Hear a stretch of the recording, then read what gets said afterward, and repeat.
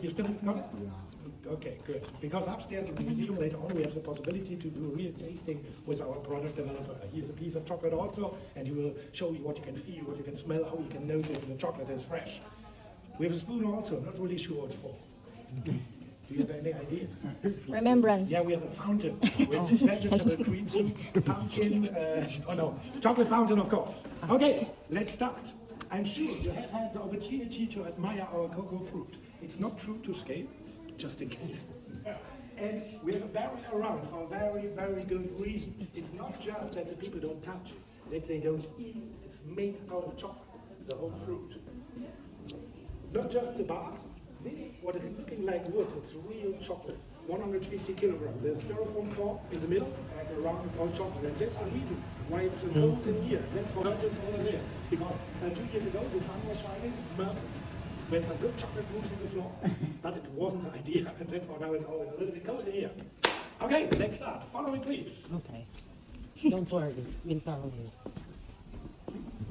Where are you from, if I may ask? Geneva. Geneva. Ah, okay. Switzerland. Switzerland. Ah, okay. Geneva, Switzerland. Then we can do it too in German. No, the French. No, the French are very good. Here we are in our shop. We have about 150 shops worldwide. That's the biggest one. Here you may find some things we don't have in your Läderach near where you live. Here we have everything. And before I told you today we just learned from the bean to the liquid chocolate. We don't see how the final goods are done. And therefore we have our live production here. That are our artists, our Michelangelo. They do things like this, free-handed. Or you can order hard with a certain text on it and they write it freely. I can't even write with a pencil like they do with chocolate. And it's really hard to write with chocolate. And they are doing every day something what we normally do in Canada. One day they do pralines, next day they do truffles or fleischoki, mini mousse, and that's what. We have some chairs here. Later on, if you have some time, just have a seat, have a look at what they're doing, and you see all the handcraft. And when you're sitting there, chocolate, and you want some more, just pretend you never got it. I have almonds or hazelnut. What do you like? Hazelnut. Hazelnut. Almonds.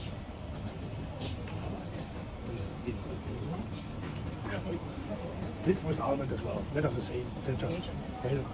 Hazelnut. Hazelnut. Zack. I skipped you? Oh, I'm so sorry. Which one do you like? I want hazelnut. I want meat. Yeah. Thank you. Did I skip somebody else? I skipped you as well? Okay. I'm so sorry. Sometimes it happens. I'm old. Here we have an outlet store. It's the only one we have from Läderach worldwide, and that are things that are just optically not perfect.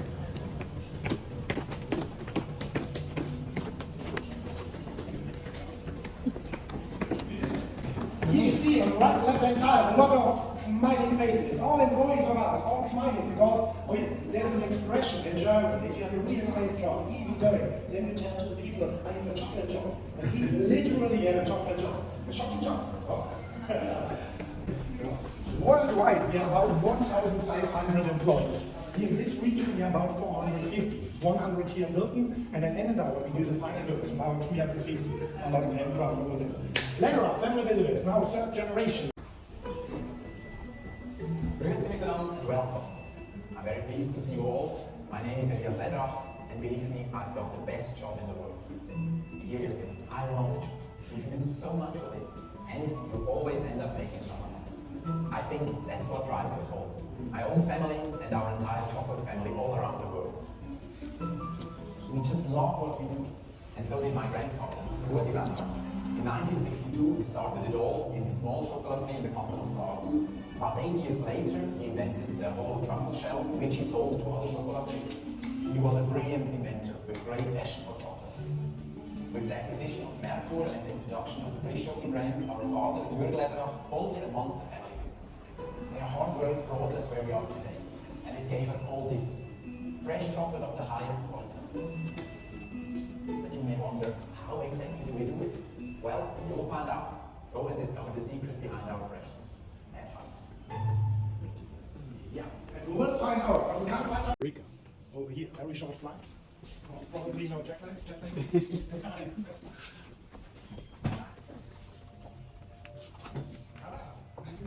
You like, have a seat, please. Tree has a real cool name. It's written over there. Theobroma cacao. It comes from Greek. Theo means God, and broma means food, food of God. And I think that's a nice idea for the cocoa tree. Here we have a plastic whatnot. That's how it looks like. Here with some fruits on it. Normally the tree is growing up to 20 meters, but on the farms they cut them down to 4 or 5 meters for different reasons. They have more fruits, they get easier to the fruits, and the tree always has to be in the shade. And that's a lot easier with just 4 meters instead of 20 meters. The fruits are looking really cool. That's a cocoa fruit. If you see it this way, you would think it's a plastic one, but this one is a real one. I will give it to you later on. You have different shapes and different colors. There are a lot of different cocoa trees. When they're green, they're not ripe, and then they change the color to red, to violet, orange, yellow, more or less half a kilo. And when you open it, inside they're all the same. You have 50 to 60 beans inside, and around the beans there's a pulp. The pulp goes away during the fermentation, and the beans are looking like almonds more or less. You have to touch, you have to smell. Don't freak out when you touch it. It's slimy.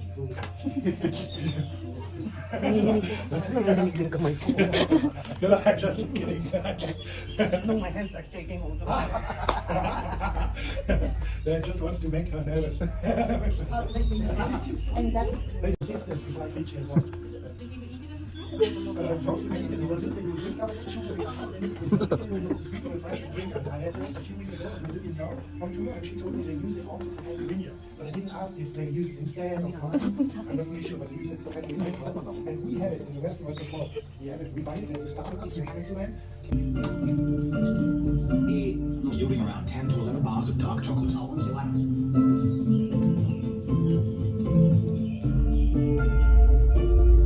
Follow in our footsteps.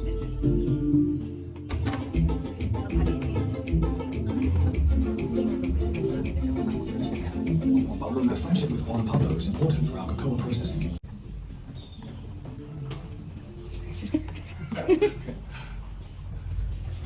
Here we have a large world map, and the highlighted countries are the countries where we get our beans from. We've seen Costa Rica already, we know it. We get also beans from Ecuador, Trinidad, here from Grenada as well, Brazil, and from the African continent, in Ghana and Madagascar. All the countries have one in common. They're around the yellow line, and the yellow line is? Very good. Around the equator, that's called the cocoa belt, to the 23rd degrees north, 23rd degrees south. Here you have subtropical climate, and that's what the tree needs. A lot of humidity, and it must be warm. A few weeks ago, somebody asked me if these are the only countries producing cocoa. No, all the countries that are marked green, they can produce, and most of them are doing it.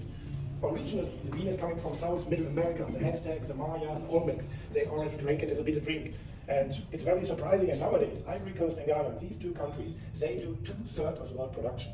65% is coming from here. And that's enormous when you think about how many countries are producing cocoa. And that's, I call the cocoa from Ghana and Ivory Coast always a mass cacao. It's a good cacao, you can use it for everything, but you don't have very special aromas. If you go to Ecuador, it has a very intense cocoa flavor. If you go to Grenada, it's a little bit spicy. From Madagascar, it has a fruity note. Then we take the beans from Ghana, we mix them with the other beans, and then it's called a blend. Have you ever heard Grand Cru chocolate? You have Grand Cru wine as well, and there's also chocolate. And by chocolate, it's always a dark chocolate, and all the beans are coming from one country only. And that makes the Grand Cru so interesting. If you have different Grand Cru chocolates from different countries, you can compare the different aromas. And you can imagine what I have here. I have 5 different countries. You have to take at least 2.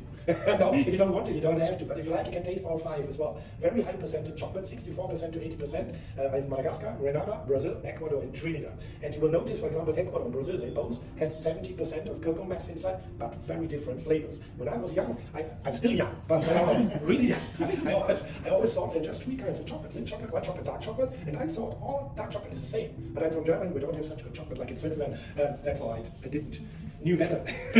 What do you like? Dark Dark chocolate. chocolate is all dark. Do you like very intense or very strong chocolate? Then I give you Ecuador and want to compare the Grenada. It's not as strong as the other I want one. to try the Madagascar. Madagascar and another one? Or- I don't know. Just give me Then anything. I give you Trinidad. Very big difference between the chocolate. We'll notice step by step we're getting closer to chocolate. If you like, you can take a bean home with you. Don't eat them. I do this every day. And they're quite old, but it's a real nice feeling.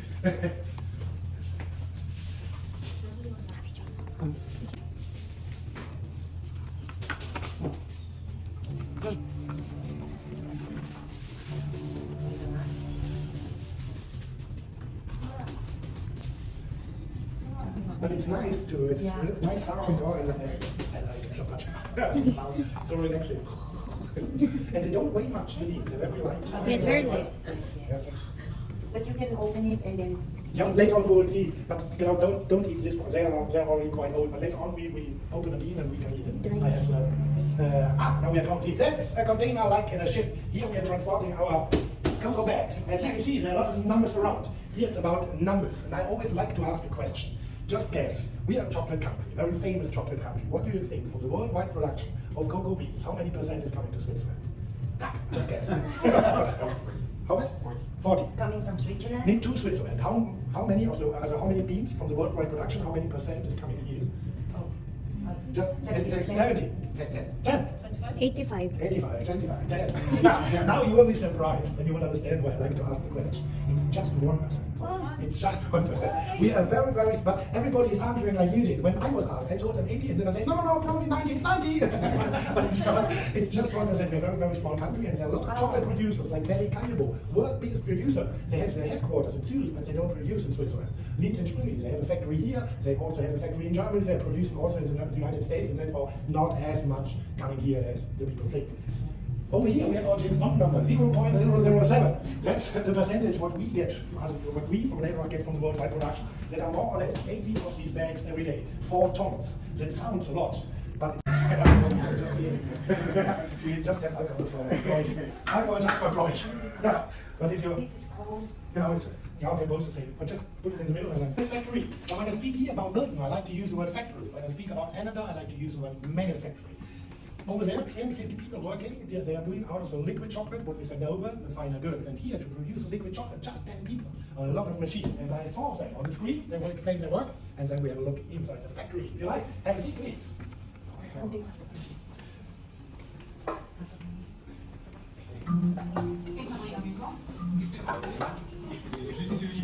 Ich bin der Menschenster. What's unique about working with natural raw materials is that they are never the same. Every bean is different. One might have more fat content, less water content, or have more or less acidity. Our goal is to ensure that the quality of the chocolate is consistent in the end. The measurements help us to further. The temperature can change, as can the speed of the conch and the length of the conching time. Lastly, we add ingredients like cocoa butter. This is very important so that the flow characteristics are correct later during the refinement process.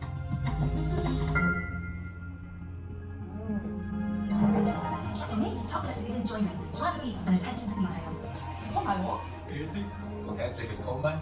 Nehmen Sie die Schokifabrik. Over here it starts. Here we have all the bags with the cocoa beans. And first of all, when they arrive, we do quality control with the QT, like you saw in the video. And after that, you can imagine the bags, we not just find beans, we find little stones inside, glass, metal, bicycles, tires. Okay, no bicycles, no tires, but a lot of small stuff. And therefore here we have a cleaning plant. There are some things that gets the stones out, a magnet to get the metal things out. When there are just beans left, it goes into this machine, infrared pre-treatment. And there's still a little bit moisture in the bean swells, and the shell around gets a tear. And then it goes into the crushing machine. Crushing machine, you can imagine it like a spinning table. It rotates, the beans fall onto it, they flick to the wall, and then the beans are destroyed. And that looks like, excuse me, then it looks like this. You have the bean is destroyed in small pieces, and the shell goes away. And the shell, it's very light. We vacuum them and we don't throw them away. There are a lot of minerals and we give it to the farmers here in the region. They mix it to the food for the cows. Therefore you got chocolate milk here. Okay, that's not true. But we still hope that it works well. And the beans are destroyed as well. And from here on you don't call it a bean, from here on it's called a cocoa nib. I don't know if you heard it before. Nibs is called Nibs. And the nibs, they're very interesting. It's part, I have some taste for you. It has a nutty flavor, it's a little bit bitter, and when you chew it a long time, it's like real dark chocolate. And it's pure cocoa. How pure? There's no sugar, no vanilla, nothing on it. And it's superfood. They sell it in Alnatura or in food health stores, and it's very good stuff. If you don't like it, put it there. No, it's okay. But I like them really. I'm normally the milk chocolate guy, but I like the nibs. They're very, very nice flavor. And a lot of people, they put it in the cake when they're making a cake. And I think that's interesting because it's a little bit crunchy, you have a nice chocolate, your chocolate flavor, and there's no additional sugar. That's really, really healthy. Do you like it or? Okay. Here we have a model roasting machine. When you smell here, during the roasting, the first time the chocolate flavor is coming up. If you like, you can smell. That's the second machine I turn on every morning. First one is still coffee at home, this one is the second one because of the nice flavor. So the nibs are not working. It's a real roasting machine. It's slightly bigger, and it's very important to have the right temperature and the right time during the roasting. And after the roasting, we do the milling. And during the milling, there's happening something interesting. When you're milling coffee, you get a powder. When we are milling cocoa, we get a cocoa mass like this. Do you have any idea why? It's a cocoa mass and not a powder coming out. The fat. Fat. 50 to 60% of the bean is cocoa fat, and that melts, and then you have the cocoa mass like inside here. If you don't like the nibs, don't even try this. But you do like to try. That's 100% cocoa. It's bitter and a little bit dry, but it's nice. Yeah, I like the flavor, but it's not my favorite. But you have to. You never get the chance again. Yes. But normally the people don't like it. That's why we have. Yeah, I'm used to it. I just put a little bit. If you want more, just tell me. But normally the people don't like it. It's very strong. It's very strong, and it's like Slightly granular. and it's a little bit dry. And we have the cocoa mass on this side. We put it in these big tanks over there. And on this side, we do every country on its own. One day Costa Rica, next day Grenada, next day Trinidad, and on the chocolate side we mix. And now we go to the chocolate side. And I hope the Oompa Loompas are still working. Oh, is it cleaning? As you have seen Charlie in the factory. Yes. Okay. Yeah, they're cleaning already. Over here, we have the 3 different kinds of chocolate. There's dark chocolate, milk chocolate, and white chocolate. When you do a milk chocolate, there's everything in. You have cocoa mass inside, cocoa butter, milk powder, sugar, vanilla. If you do a white chocolate, just without the cocoa mass, but cocoa butter is in, and the rest is the same, milk powder, sugar, vanilla. If you do dark chocolate, it's like milk chocolate, just without milk. Therefore, this one is vegan, and the people say it's a most healthiest one because it's less sugar. No. What I like at Läderach, we're always trying to get the best ingredients from everywhere. If we need hazelnuts, for example, we take them from Italy, from Piedmont, we say it's the queen of hazelnuts. If we need marzipan, we get it from Germany. Lübecker marzipan is world famous. Do you know where the best vanilla is going? That's how it looks like when it comes out of the grain. That's like it does. And it tastes already fantastic, but it would be like sandy when you put it in your mouth because the sugar crystals, it goes. And therefore, we have the 2 finest, 2 big machines. There are 5 rollers. There are the 5 rollers, and it goes thinner and thinner and thinner, and at the end, there's a very fine powder forming on the conveyor belt. And the powder is very interesting because it tastes fantastic. There's everything in, and when you put it in your mouth, it melts in a second and gets liquid. Do you want to feel this sensation? Of course. And now, prepare your spoon, please, because it melts really quick, and then it's a little bit sticky on your hand. Yeah. And that's milk chocolate now. Right? Conching, it's a stirring process. It's stirring. And through the stirring process, 2 things happen. The bad aromas, they are going away, and it gets liquid inside. 200 years ago, they did it already, but just to liquefy the chocolate. They didn't know about the bad aromas, bitter aromas going away. Till one day in 1879, Mr. I don't remember his name, Mr. Something like Lind, I'm not really sure. He forgot to turn the machine off, he went home, then it was 2 days stirring, he came back on a Monday and he thought, oh no, the machine is still running, and it was a better flavor, better taste, everything was better. Since these days, we know you have to do it the right amount of time. A white chocolate, just 1 to 2 hours. Milk chocolate, 4 to 8 hours. If you have dark chocolate, 10, 12, 15 hours. If it's a very high percentage raw cream chocolate with like 380%, sometimes it's a whole day, 24 hours stirring. It gets liquid inside, temperature 42 degrees Celsius, and we fill it up in these containers, so there's one at the wall. Also, there's space for 1 ton inside. And warm and liquid as it is, we send it over to Läderach. They take it, they do praminates out of it, or Frischchomi, mini mousse, whatever. They send it back here. From here, we do the worldwide distribution. Even if you buy in New York, you do buy in Singapore, in Zurich, wherever you buy chocolate from us, it's always produced here. We produce all our chocolate here. Do you have any questions here in the factory? During this small factory, you can make a lot of chocolates. We do more or less 9 tons a day. That's just our main factory. Here we do all our chocolate. Everywhere. Yeah. Even from the United States or Singapore, it's done. We produce everything here. We don't have another factory. Just in Läderach, where we do the final goods, but we don't have another factory where we produce the chocolate. Just here. Why is it that your chocolate is expiry date is because our chocolate, yeah, we just for our fresh chocolate, for example, the big bars, 42 days after production. You can still eat it a year after. But it's a trademark name, and our guarantee is it's never older than 42 days. That's why we don't sell it after 42 days, but you can still eat it after a year. It loses aromas, but it's still good. When you have chocolate in your when you find some chocolate, what you have lost a year before, then it's getting white. Well, it's getting white, but you can still eat it. It's just the cocoa butter coming up, and therefore it's getting grey. If you have old chocolate, it's getting grey, but you can still eat it. But the quality... It loses a little bit. It loses aromas. It loses, but it's still good. Normally, chocolate doesn't get really bad. If you have, I don't know the English word, ranzig. It's like it's similar. Rancid. Yeah. When you notice that by chocolate, then it's bad. But normally it's very few times. Do some more stuff in the museum. Do you still have time? Because normally the English do is just 45 minutes. We are already 48. Yeah. But you're still good. Yes. Okay. Then we go the same way back as we came through the container. We passed the streets, got to the first room in the museum. And I'll show you some more time. Now, if you like, you can open your box. Here we have Giuliano Sargenti. He's working together with Elias Läderach, and he's now the third generation with Läderach. And here's a piece of chocolate also, like here, and he will show you what you can smell, what you can feel, how you can notice if it's a fresh chocolate. Enjoy. I'm Giuliano Sargenti. I'm responsible for chocolate. Important. Chocolate is best at room temperature. Now let's look at the chocolate. We see a lovely semi-matte finish and a wonderful brown color.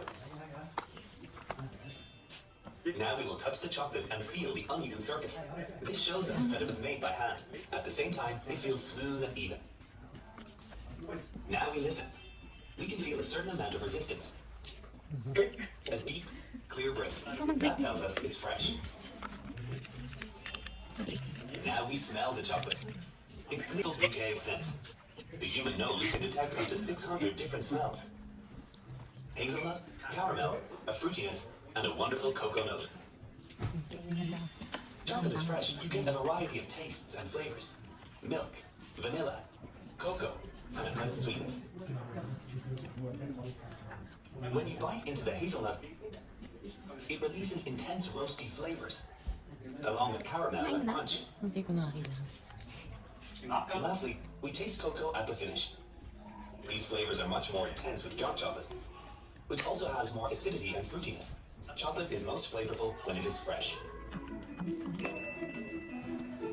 And now you can enjoy your further journey of discovery and keep all 5 senses open. Have fun!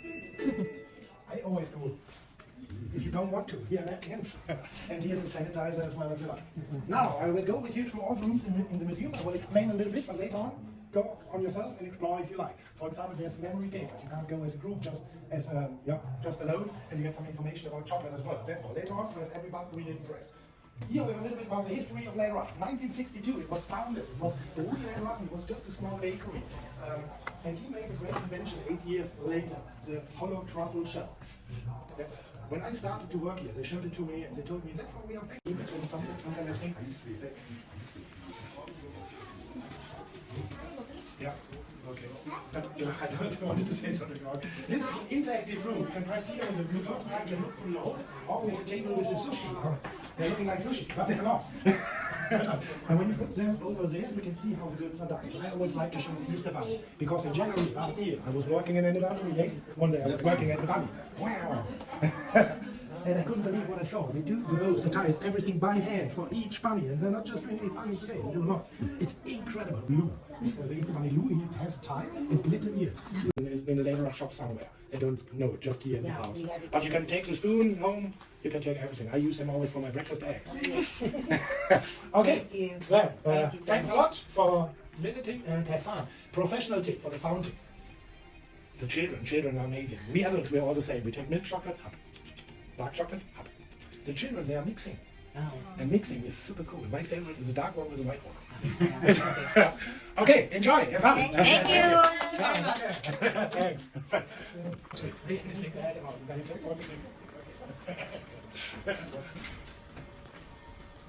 So much.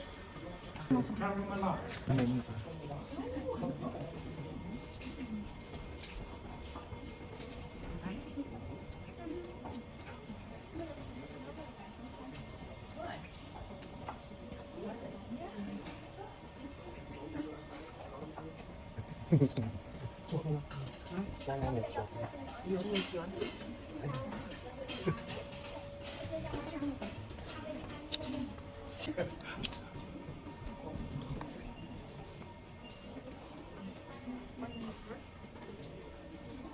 yung ano. Mix.